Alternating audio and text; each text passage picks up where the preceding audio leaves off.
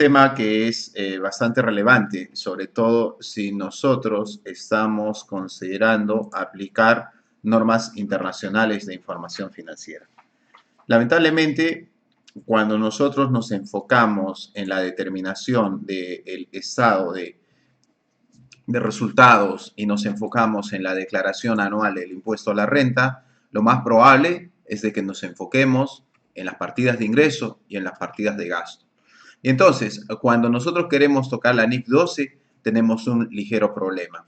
Resulta que la NIF 12, al trabajar el concepto del diferido, tiene que forzar la figura y tiene que considerar un vistazo hacia el estado de situación financiera, lo que antes se llamaba balance general. Entonces vamos a abordar este tema el día de hoy. Voy a revisar simplemente un párrafo teórico y luego vamos a ver la propuesta que nos da la NIF acerca de casuística para poder comprender mejor este tema. Estamos en una sesión en vivo, hoy es 17 de abril de 2020, son las 10:10 de la noche. ¿Qué tal, Benjamín Bazán, que está en línea? ¿Qué tal? A Lali Guamán también y a Edwin Farfán Quispe. ¿Qué tal? ¿Cómo están? Bien. Ok, entonces comenzamos revisando la definición. Si nosotros no trabajamos un concepto de definición, no podemos calzar con lo que queremos trabajar. En primer lugar, para poder entender un poco más este concepto, hay que recordar que una cosa es el estado de situación financiera, lo que antes se llamaba balance general, y otra cosa es el estado de resultados. Pues obviamente, cuando tú tienes un activo, se supone que ese activo en algún momento va a tener que afectar el estado de resultados. ¿Por qué? Porque ese activo te ayuda a ¿qué? Ayuda a la organización a generar beneficios económicos. Y esos beneficios económicos, dependiendo del entorno, pueden estar sujetos o no al impuesto a la renta. Pero la pregunta es si el impuesto a la renta es un tributo que trabaja los resultados que son consecuencia de la comparación de los ingresos y los gastos, ¿por qué cuando queremos verlo desde un punto de vista de la NIF, nosotros volteamos a ver al activo y al pasivo? ¿Qué es lo que sucede ahí? Que hay un pequeño detalle desde la perspectiva de un estado financiero. Ese pequeño detalle es cuál de los 4 estados financieros nos trabaja conceptos diferidos. Es decir, conceptos que no solamente afectan al ejercicio, sino también a futuro. Así empezamos a revisar. Por ejemplo, el estado de flujo efectivo, no, porque trabaja una base de efectivo. Te muestra las variaciones, aumento o disminución del efectivo y equivalente de efectivo a lo largo de un periodo de tiempo. El estado de cambios en el patrimonio te muestra el comportamiento de las cuentas del elemento 5. El estado de resultados, los ingresos y gastos se caracterizan porque solamente afectan un periodo. Y entonces, ¿dónde te queda el poder identificar partidas que van a afectar más de un periodo, los diferidos? Entonces te encuentras que es el estado de situación financiera.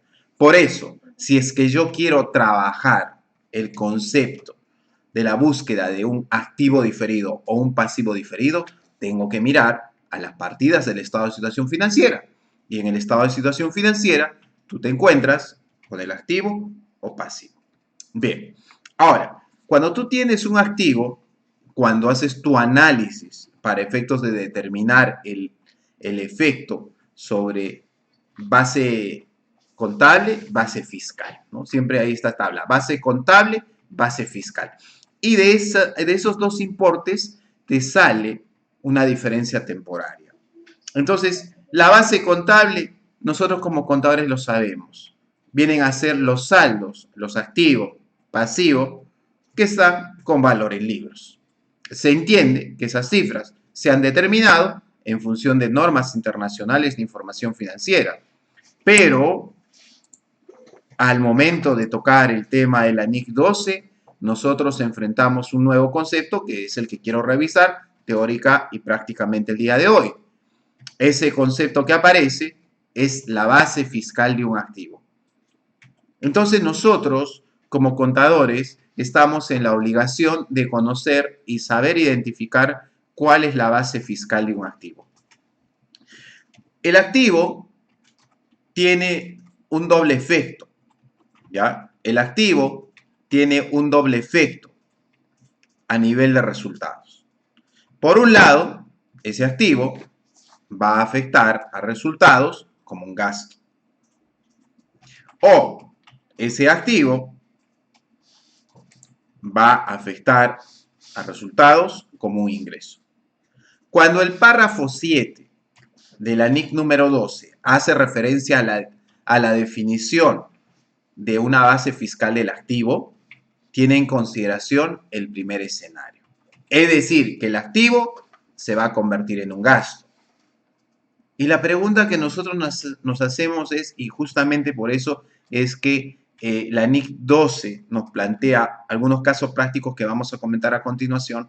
¿Qué pasa cuando el activo se convierte directamente en un ingreso? Revisemos el concepto y veamos las limitaciones en este párrafo número 7. La base fiscal de un activo es el importe que será deducible a efectos fiscales de los beneficios económicos imponibles que obtenga la entidad en el futuro, cuando recupere el importe en libros de dicho activo. Una característica de los activos es su recuperabilidad. Y cuando nosotros hablamos de la recuperabilidad de un activo, usualmente es de que ese activo ha contribuido con la generación de un beneficio económico futuro.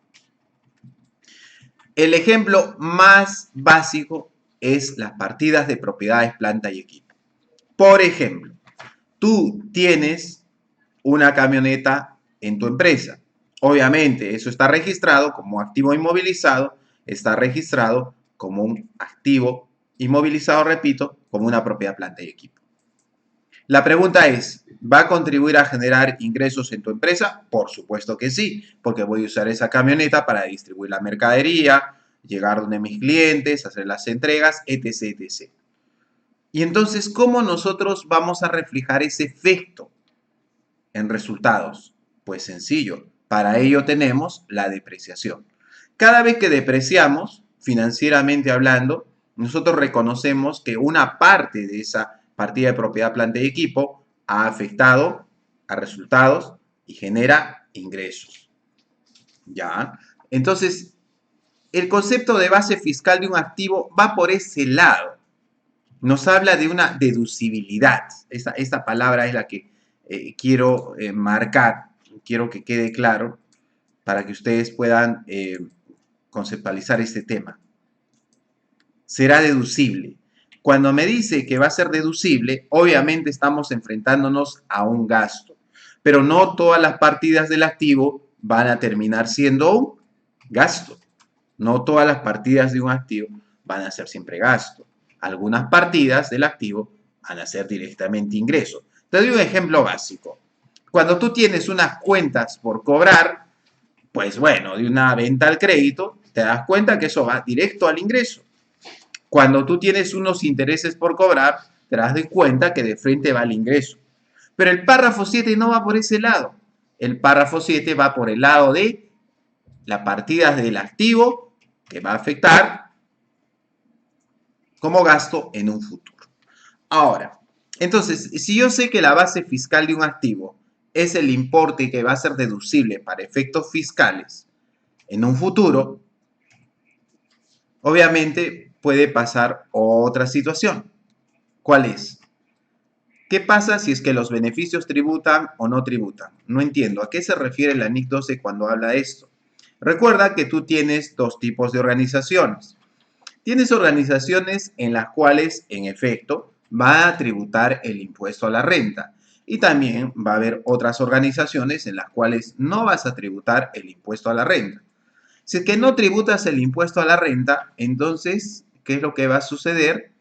Cuando tú hables del análisis de diferido, la base fiscal y la base contable van a ser las mismas. Pero curiosamente, incluso en un entorno en el cual no tributas renta, muchas veces ni siquiera se colocan los reparos. ¿Ya? No sé, por ejemplo, te cito un caso de entidad sin fines de lucro. ¿Ya? Ok, vamos a ver entonces números. Del párrafo 7 puedo extraer que la base fiscal del activo está enfocado a un tema de deducibilidad, es decir, que va a ser deducible en un futuro. Totalmente calza con algunos conceptos, con algunas partidas de activo, pero no con todas. Veamos entonces a continuación los casos que nos propone la NIC número 12. Nos presenta una serie de situaciones a considerar. Y vamos con la primera, que es la más clásica, que seguramente tú la conoces y que te comentaba hace un momento. Máquina. Situación número 1. Dice lo siguiente. El costo de una máquina es de 100 unidades monetarias.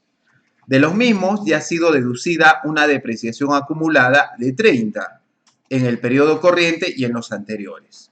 En efecto, una característica de la depreciación acumulada es de que corresponde a una depreciación del periodo corriente y depreciación de ejercicios anteriores.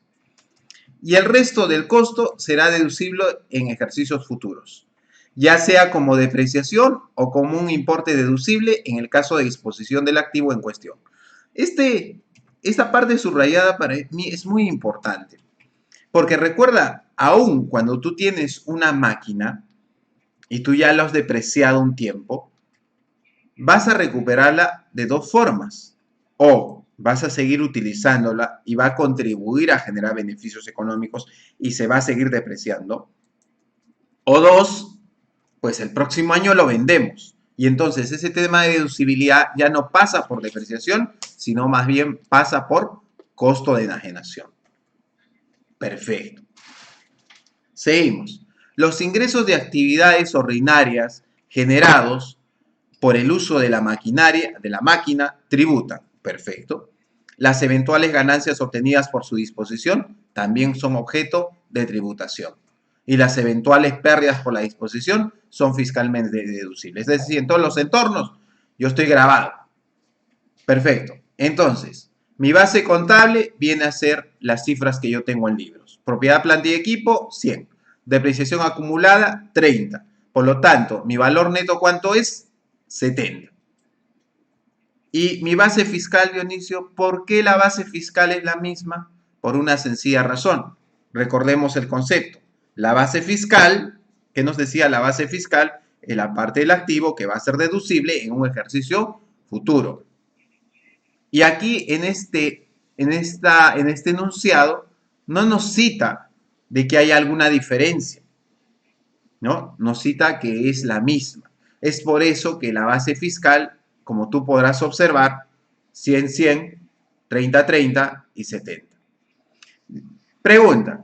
Entonces, la diferencia temporaria, si lo vemos desde la perspectiva de lo que nos están comentando en la descripción del párrafo 7 de la NIC 12, ¿por dónde está? ¿Por propiedad, planta y equipo? No. Está por el lado de la depreciación. Está por el lado de la depreciación siempre y cuando nosotros sigamos usando el bien. Pero habría que tener cuidado si es que nosotros vamos a considerar la disposición del bien del activo. Otra cosa, por si acaso, base contable y base fiscal coinciden. La NIC 12 dice que cuando coinciden es porque puede pasar un escenario en que no tribute, pero en este caso nos están haciendo el recordar que sí tributa. Entonces coincide en ambos casos.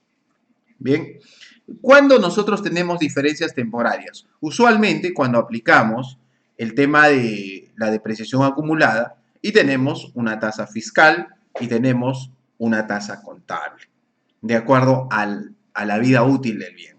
Ahí es donde vamos a tener diferencias temporarias. Pero en este caso, particularmente, no se presenta. Cuadra con la definición.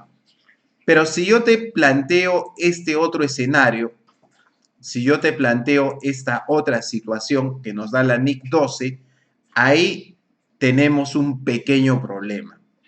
¿Cuál es ese pequeño problema? Pues cuando nosotros hablamos de intereses por cobrar, ya no hablamos de algo que va a ser deducible a futuro. Porque si tú tienes intereses por cobrar, lo lógico es que en algún momento eso va a afectar un ingreso. dependiendo de la base que tú apliques de reconocimiento. Fuera del tema contable y del tema tributario, desde el punto de vista de la contabilización, nosotros tenemos dos bases. La base contable del devengado y la base contable de lo percibido. Y es justamente lo que se manifiesta acá. Observemos la situación. Los intereses por cobrar tienen un importe en libros de 100. Perfecto, eso es cuentas por cobrar. Fiscalmente, estos ingresos por intereses serán objeto de tributación cuando se cobren. Es decir, fiscalmente aplican la regla de lo percibido, no la regla del devengado. Por si acaso, estimados amigos, aquí estamos viendo el tema desde la perspectiva internacional. Son casos de NIC 12, no son situaciones de aquí de Perú. ¿Ya? Hay que hacer la salvedad pertinente. El problema es que el párrafo 7 no me dice nada de ingresos. No me dice que yo puedo tener un activo y ese activo me puede generar directamente un ingreso, como es el caso de intereses por cobrar. Entonces aquí vamos a conocer algunas reglas que te pueden ser interesantes. Si este interés por cobrar va a tributar, escenario 1, o no va a tributar. Ya. Escenario 1, sí, va a tributar en un futuro. Ah, ok. Si va a tributar en un futuro, entonces nosotros no tenemos base fiscal. ¿Por qué? Cuando yo reconozco acá una base fiscal, reconozco una base fiscal en el ejercicio en el cual tributa. Ah, ya. Entonces me dice que acá los intereses por cobrar yo los reconozco. ¿Por qué? Pero si no se cobraron, los reconozco porque estoy considerando la aplicación del devengado. Pero, la base fiscal queda cero porque recién cuando se cobre, fiscalmente estarían grabados. Entonces ahí sí tenemos una diferencia temporaria. Hoy no voy a comentar de signos por si acaso, ¿no? También para algún colega que conoce esto, va a decir los signos. No, hoy no estoy trabajando signos, simplemente estoy comentando las situaciones de NIC 12, por si acaso. Ok, muy bien, perfecto. Entonces no te olvides, ¿ah? Si yo tengo un activo que se vincula directamente con un ingreso, yo me pregunto, ¿ese ingreso está grabado? Sí. La pregunta es ¿cuándo se graba? Si coinciden en el ejercicio, no hay diferencia temporaria. Pero si no coinciden, como ese es el caso, sí vamos a ver que existe una diferencia temporaria.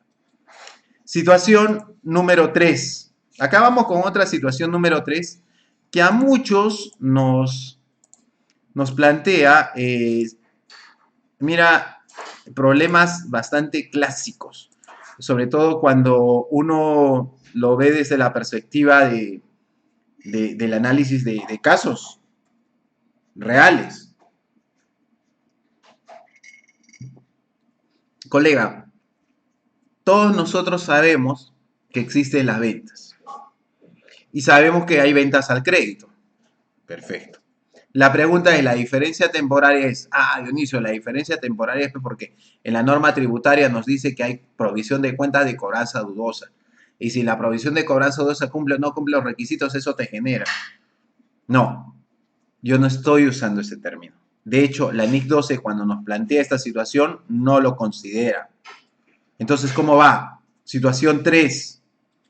Los deudores comerciales, entiéndase, cuentas por cobrar a clientes, de una entidad tienen un importe en libros de 100. ¿Ok? Cuentas por cobrar clientes 100. Los ingresos de actividades ordinarias corresponden a los mismos, han sido incurridos para la determinación de la renta. Es decir, en ese ejercicio, también esos ingresos de esas cuentas por cobrar comerciales también han sido grabados con el impuesto a la renta.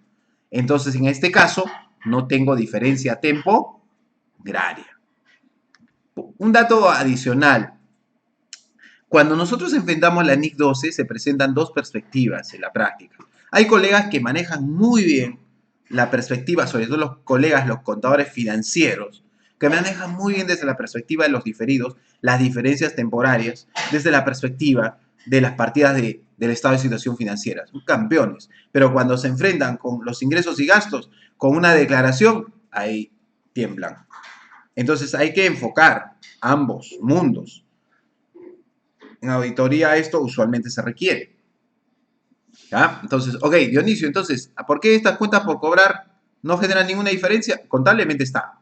Pero me dice que tributariamente está ahí también porque en ese ejercicio también le alcanza el impuesto a la renta. Por eso es que no hay diferencia temporaria. Situación número 4, la última situación. Vamos con este tema. Mientras tanto, les aprovecho para comentarles que nosotros estamos con nuestros talleres virtuales. Pueden revisar la programación en www.perugestion.org. El 21 estamos arrancando con el taller virtual de contabilidad de costos, enfoque plan contable en IFI tributario. Y también tenemos el taller virtual aplicación de la dinámica con el plan contable general empresarial modificado 2019. También tenemos otro taller, no salió en el banner aquí, pero lo pueden revisar, es cómo registrar correctamente operaciones con libros electrónicos con el PLE 5.1.5. Si la memoria no me falla, pero ahí está. Entonces, toda la programación la pueden revisar en www.perugestion.org o pueden mandarnos un WhatsApp al 958-672-735 por si acaso nuestros talleres virtuales no son videoconferencias, ¿ya? Tú revisas el temario, nuestro temario está muy detallado y ahí ves los temas que vamos a abordar, van a estar grabados en formato de video, nosotros te damos una contraseña, accedes al campus, revisas los videos y durante la duración del taller, que es una semana, tú, de acuerdo a tu disponibilidad de tiempo, puedes revisarlo y también plantear las preguntas que veas pertinentes sobre el tema. Y nosotros lo publicamos en una sección de cada uno de los talleres que se llama Video Preguntas y Respuestas. También para que todos los participantes puedan ver el tema. Así que pueden revisar toda la programación de talleres virtuales en www.perugestion.org o al WhatsApp 958-672-735. Bien, vamos a la última situación. A ver, un préstamo concedido, ya, es un préstamo por cobrar, de la entidad tiene un importe en libros de 100. El reembolso del préstamo no tiene ninguna consecuencia fiscal. Me olvido de la norma tributaria. Si yo estoy concediendo un préstamo de 100 y al final me van a pagar 100, yo me pregunto, olvidándome del tema tributario, si es que voy a obtener algún beneficio. No, no hay intereses. ¿Ah? No hay ningún beneficio. Por lo tanto, no tiene efecto tributario. Entonces, cuando no tiene efecto tributario, la base contable y la base fiscal es la misma y no me genera diferencia temporaria, ¿no? Entonces, qué interesante, ¿no? Las situaciones que nos plantea la NIC 12 para poder tener una mejor aproximación acerca de este tema que estamos revisando. Hoy día estoy complementando un poco el párrafo 7 de la NIC número 12, porque muchas veces nosotros lo revisamos y se nos hace así entreverado y no sabemos cómo aplicarlo. Pero ya dijimos que el párrafo 7 enfoca a esa parte del activo que va a apuntar a convertirse en un gasto. Pero también hemos visto que un activo puede directamente vincularse a un ingreso. En el caso del gasto es el tema de la deducibilidad. En el caso del activo como ingreso es cuando es grabado. Usualmente cuando hablamos de ingresos hay dos bases, la base del devengado y la base del percibido. Hay que tener en cuenta ese detalle desde la perspectiva de la NIC 12. Muy bien amigos, entonces espero que el presente material haya sido de utilidad para todos ustedes. La versión editada de este video lo van a encontrar como siempre en YouTube. Me pueden ubicar en YouTube en el canal como CPC Dionisio Canagua, ahí lo pueden encontrar. Y los colegas que, bueno, siguen Facebook, el problema de Facebook es que no guardan necesariamente el video, ¿no? Entonces a veces lo quieren ubicar, no lo encuentran, pero todos nuestros materiales lo encuentran como siempre en CPC Dionisio Canagua en YouTube, que pueden suscribirse gratuitamente y todas las publicaciones que hacemos en YouTube también ustedes las pueden obtener ahí. Y si estás interesado en nuestros talleres virtuales, nos puedes escribir al WhatsApp 958-672-735 para que te alcancemos las hojas informativas. Ahí están los temarios, ahí está la inversión, cuánto cuesta, el tiempo, cuándo arranca, todos los detalles que puedes tú obtener ahí. Muy bien amigos, nos vemos más adelante. Muchas gracias por su atención.